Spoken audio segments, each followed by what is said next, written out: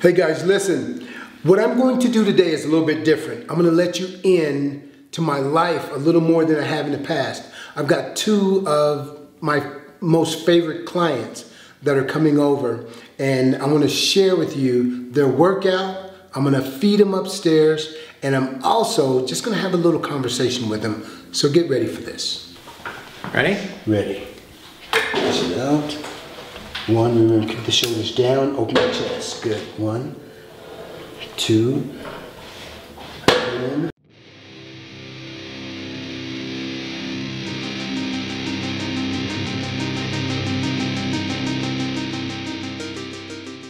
Can't let Nancy beat me. 11, uh-oh. No, we got it. 12. Let's see it. Did you just increase the weights? No. 1, No, you're still on 4. 2.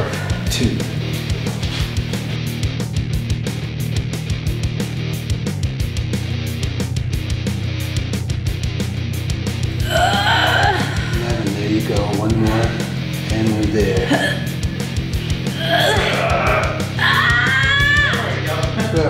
Good job. Good job. It's a boy.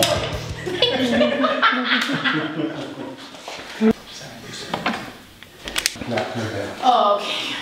I might draw the lines. That's what we do the pull-ups over there. I might draw the line of pull-ups. Erickson, how many? 1? 1. I'll give you the best effort of 1.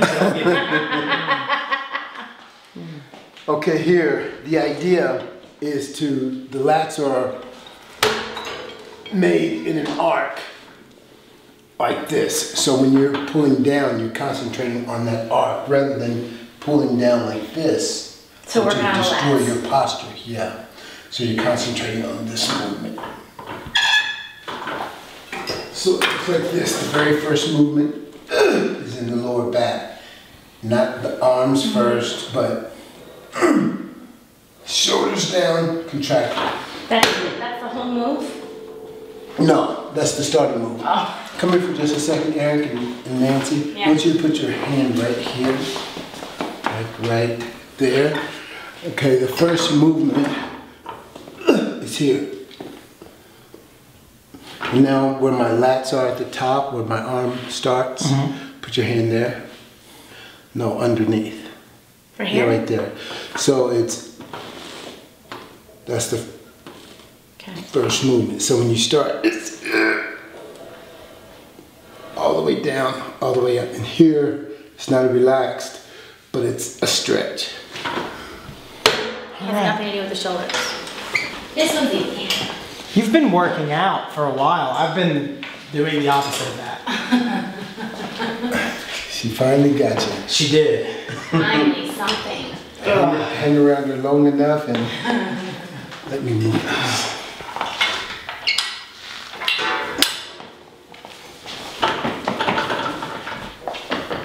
Any wider, any less in? Where am I? Right on the corner. You got it, right?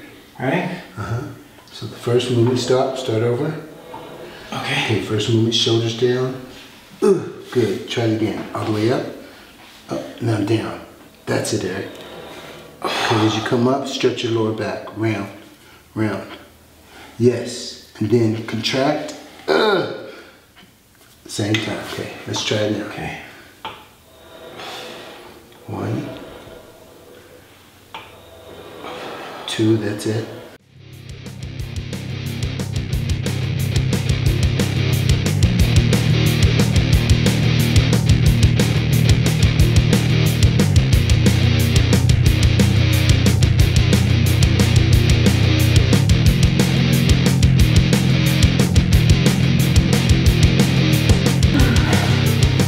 All right. This is it. Here we go. Pumped.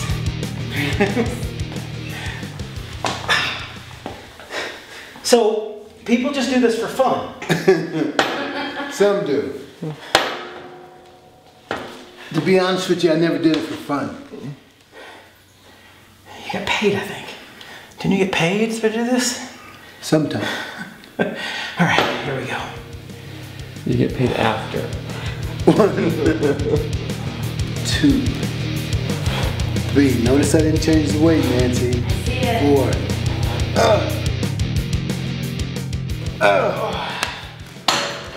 One more exercise, we're done, guys. What's the last one? Bicep curls. Yep.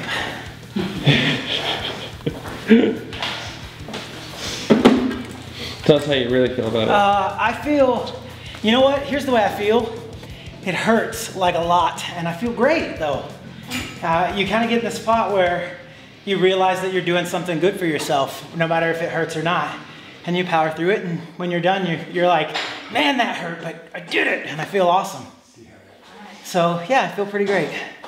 10. 11. You're doing the last part. Okay, you go ahead and do it. I can't do it. I'm just making sure. I'm like, I'm not gonna pretend. Thanks for giving credit where credit is due. That's right. If I do it, I'll do it.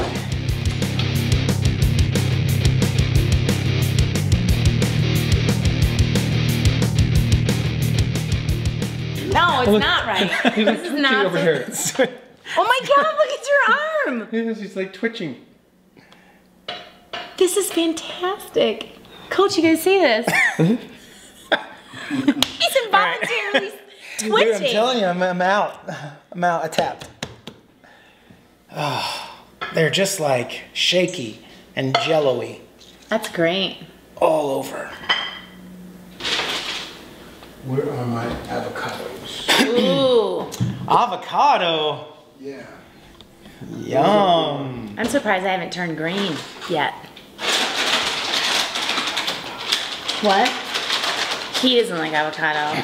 So, Do you like pecans? You like This I is, think I'm for telling him, you, for him, it's texture. I would go to avocado over nuts though. Do you like pistachios? No. No, I don't like any kind of nuts. He is a texture thing. I love peanut butter. Does that count? Yes. We'll have peanut butter there. We can't eat peanut butter. Almond butter. The right kind we can. He's like, almond butter is not peanut butter. Well, I could probably do almond butter. I'm telling you, it's the nuts to me. It's mostly the texture. Yeah. Are you giving these to me? Oh, Have some pecans. thank you. Thanks, Coach. You're welcome. Thanks, Coach. I give you the big fork. You're most welcome. And I want you just to try this, Ariel. The hot sauce. I'm Yeah. gonna give you some. Why does this taste so sweet? This tastes sweet. What did you put in here? Sugar. No. Pure sugar. Refined serious. white sugar. That's I just. don't like hot sauce, but Did you do this so that I could realize how hard it is to control a fork? Is this a joke? This is like part of Ashton Kutcher's about to jump out and tell me I'm being punked. I don't like hot sauce. All right. Can you make it? Dude, I can. All right. Just put your face in there. All right. Does it taste sweet to you? That's great. Is this, what is this meat? Turkey. Regular turkey? But it's honey. Turkey butt. Honey. I said, but it's honey roasted. I can have honey roasted turkey? Yes. As long as it's like that and it doesn't. Where do you get it? Turkey store. At a turkey store. You have a turkey store. I don't think I have one of those. I don't got one. No, it's a baking. What is it called? It's called honey roasted. But you get it at any store. No. Okay. It's a No. special store for turkey and chicken. That's here in Salt Lake. I don't know that you can find it, a store like that everywhere. Because this tastes really sweet. Sweet. Doesn't taste very sweet. Wow. It's great. Can't wait to hear about this store. Now we've got the Lemon minerals, and distilled water. Right? You like it? Oh, it's great. How about the hot sauce? I like the flavor. I don't like hot stuff. Scott loves hot sauce. Is it loves, very hot, loves, though? loves. I'm a big giant wuss. So it is. It is. It's pretty hot.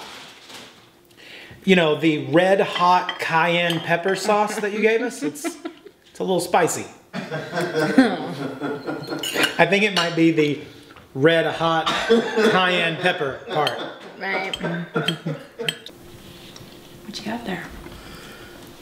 It Almond looks butter. hard. Now I don't eat almond butter. I don't eat peanut butter. Why don't you eat peanut butter? I actually, It's a texture thing. so it's a texture thing, not a nutrition thing? Right, it's actually good. The almond butter is really good for you. That's a lot. Am I supposed to eat all of that? No, Okay. that's enough to make a sandwich out. Right. Do we have any almond So sometimes jelly? I eat peanut butter on a spoon. Huh? Sometimes I eat peanut butter on a spoon. Like this? Well, yeah, but it doesn't look like that. It looks better. Yeah, this is It's just a little, I'm scared of that a little bit. yeah, this is a little bit just Here, I'll share with him. yeah, share it or what you don't eat. He's like, I'm gonna give it all to you.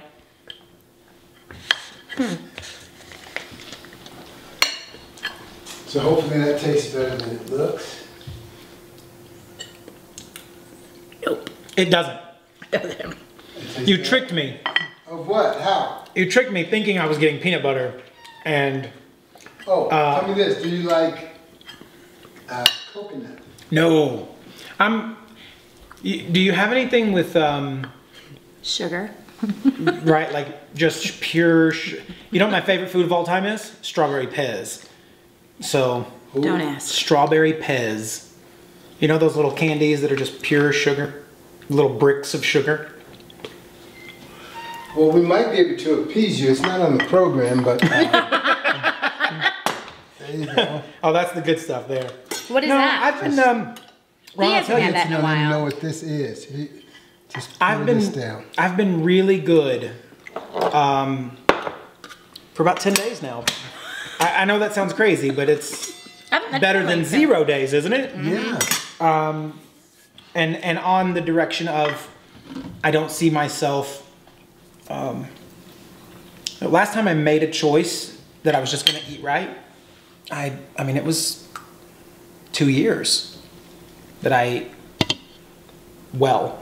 You lost 30 pounds. I lost 30 pounds. And then stayed for a long time and then just decided one day, I guess I undecided. And then ice cream and candy and all of that. So let me ask you a question. What, in your business, what would you say the key to you being successful is?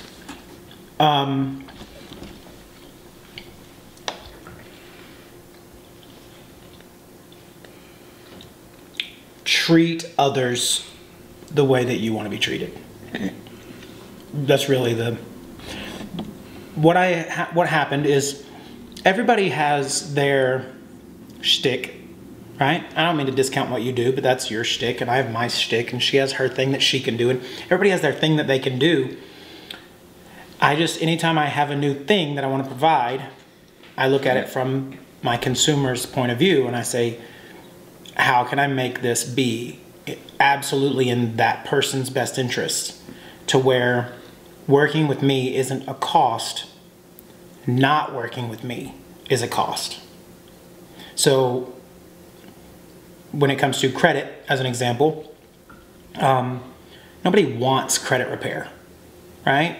It's like credit repair to me, that's like surgery. Nobody wants surgery. You get surgery to fix a thing that's broken. Right. So, and you know, nobody wants, when you really break it down to its purest form, nobody wants good credit. They want the perks of what comes from good They want to buy a house, they want to buy a car, they want to get approved for their business. They don't want good credit, they want what the side effects of good credit are. So we stopped really marketing from a place of marketing to their symptom and started saying, it's not, when our customer comes in, we say, listen, you don't want good credit. Let's talk about your goal. You want a house. Okay, now that we've made it to your goal, let's talk about how to try to reach your goal. Because a person that's trying to get funded for a business needs a completely different profile than a person that's trying to get approved for a house. So if I'm working and working and working and working and I'm holding them back from buying and then they come in and I go, well, I've got this one item left, and as soon as I get that one, your credit profile is going to be perfect. But they've lost that house, that one sold, and they found this other one, maybe they've lost that one. When it turns out that 30 days into their service, I had them where they could buy a house, but I thought that they wanted to be perfect on their credit. On their credit, but they don't. They want their goal reached. Yeah. So we just come in it and instead of trying to tell people what we want to give them, it's you and I. If I said, hey, let's work out, and you tried to make me look like you, that might not be my goal, right? That's not. Let's hope not. Right? Like it's versus you started with me with, hey, what are your goals? What are you trying to do? And that's the way I treat my customers, the same way. Awesome. So it's now, what kind of business do you have? I own a company called Credit Nerds, and Credit Nerds originally started as just credit repair service. So basically people would come in, they couldn't buy a house or they couldn't buy a car, and we would work with the credit bureaus, the creditors, and themselves, banks, different entities along the way, to try to figure out how to help them, like I said, reach that goal, how to help them buy that house or how to help them get that car, or whatever. As that started to develop and evolve as a business, it became a little more than just credit repair. We really wanted to start to educate. We really wanted to start making people aware, not just that they had these issues, but why they were causing the problems, how it was affecting their profile, how it was affecting their scores, why their score was the way that it is. And I just kind of got lucky enough to meet somebody that said, you know what, I've got a group that wants this information, that should hear this. And that's where I met Nancy. And from there, it's just blossomed to how do we help as many people as possible along the way. So what was the reason you started this particular company? What was the passion behind you starting it? An apology. I never wanted to be in credit. I have an amazing passion for credit now. What happened was I had a friend who was a realtor, and I used to do stuff for him, tearing up tile. He would be doing a flip or something, and he'd say, hey, I'll pay you $100 to go tear up this tile. And I'd say, yeah, man, I need $100. So I'd go tear up this tile, work all day for $100. And he would say, hey, I sold that flip. Let's go out and celebrate. And I'd say, man, I can't, I don't have any money. And he was like, no, it's on me. The night's on me. I made 40 grand on that flip. And I'm like, dude, you paid me $100. Don't tell me that you made 40 grand, And so I was always doing things and always needing a job, right? Because I was raised in that go get a job mindset. And we were in the car one day, and he got a phone call from a guy that did credit repair, and he said, I'm looking for somebody to do sales in your area. Would you be interested? And my friend said, well, I'm not interested, but I have a friend beside me. He might be. And I said, sure. And I just immediately went at it. Sold to family, friends, prominent people in the neighborhood. Like, I was all over it. And about 3 months in, I realized that all of those people were getting ripped off. And to the point of doing nothing. Like, they were literally doing nothing for these people. Not like even it wasn't working. They weren't doing anything. Wow. Right? Uh-huh. So I went back around to all the people that I could find from my notebooks and all the people that I'd bought. And I apologized. And I said, hey, I think you bought something and you're not getting it. And I can't give you your money back because I was a salesperson. I only made $50 commission, and I can't even give you the $50 back because groceries, right? Like, I can't give you that back. I said, but I have learned some things, and what I'll do is I will try to give you what you bought. I'll try to do the service. I've been really reading into this. I think that I have a pretty good understanding of what is happening, and I'll try to give you what you bought. And I started doing a lot of research and a lot of reading, and I went online, and they'll just let you put anything on the internet, actually. And there's a ton of bad information, like a lot of really, really bad stuff. So I made a decision way back when, almost 10 years ago now, geez. And my rule was I will only accept information that comes from the law, from the Federal Trade Commission, from the Bureau directly from FICO, directly from an Attorney General's office, something like that. Not that I won't learn from other people, but if you tell me, you know, hey, it says in the law this, this, and this, the first thing that I'm going to go do is look at that law and see if it really says that. Yeah. So having done that, we started getting phone calls. Hey, are you the guy helping people with their credit? Yes, I am. And they'd say, can you help me? And I had no business sense whatsoever. So I would go, I guess. Like, okay. So we were running, I don't know an exact number, but we did between 50 and 100 files for free, just trying to help people. And I got a phone call one day, and the guy said, hey, are you the guy helping people with their credit? I said, I am. And he said, how much does that cost? And lights turned on. Light turned on. So I started, I said, you know, how about this much? And he said, yeah, sounds fair. And it just started really growing from there. We had our very first office was in this tiny little town called Hardy, Arkansas. It's about 600 people there. And we had about a 15 by 15 room that was our office, and there was a bathroom in it. Right? So like 3 of the feet of the corner, you had to open the door and scooch around and close the door. We paid $100 a month for that office. That was our very first office. And we just started helping. And 10 years later, we've had clients in all 50 states and Canada and Puerto Rico. And I've been published in some, you know, cool spots, and got USA Today and Wall Street Journal and CNN Money. Some cool stuff, and then got to be an instructor. So that's awesome, that's my story. That is cool. Yeah, the day that we started our business, I had $414. Let me ask, now this question is, it directly reflects on who you are as a person. How much does character play into this? Because you can be extremely smart, and you can have all of the giftings to be very, very successful like you are, but if you don't have character to meet the gifting that you have, how dangerous is that? Extremely, and we see it a lot in this industry especially. There's a lot of quick fixes in the world of credit and funding, and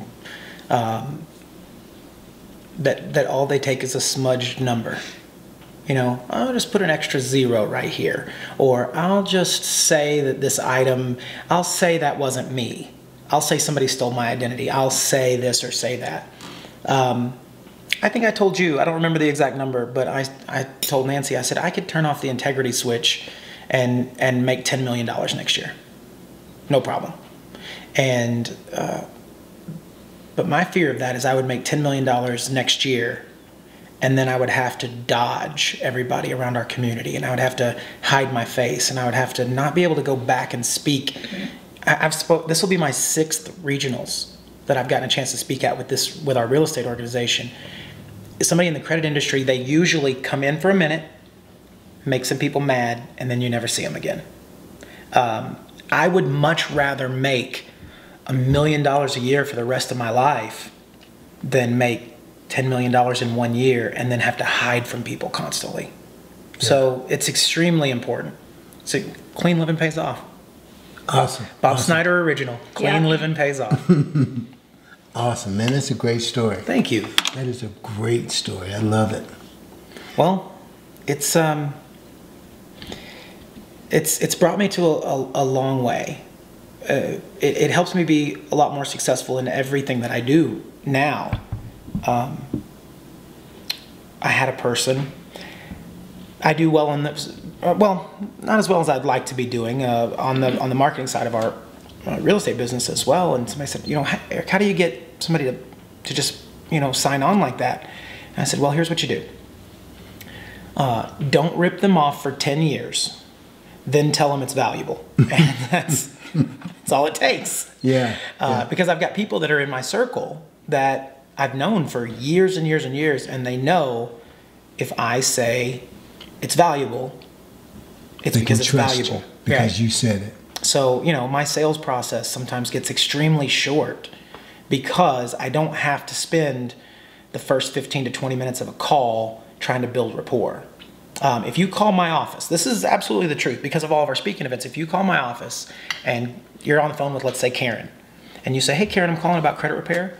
Our sales script is, did you have any specific questions or are you just ready to get started? Wow. And it's amazing the number of people that go, nope, I saw Eric speak, I'm just ready to get started. Wow. So now if somebody wanted to get in touch with you, how would they do that?